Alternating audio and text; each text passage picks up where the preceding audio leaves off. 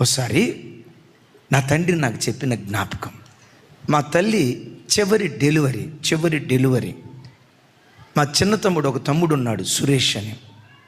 ఆ తమ్ముడు పుట్టుకలో మా అమ్మ చావు బ్రతుకుల మధ్యలోకి వెళ్ళింది. అంటారు కదా, బాలింతలకి ఏదో వ్యాధి వస్తుంది కదా, దాన్ని ఏదో అంటారు కదమ్మా, సరే బాలింత జబ్బు అంటారు కదా. 84, 83 ఆ ప్రాంతంలో మా అమ్మకు బాలింత జబ్బు వచ్చింది.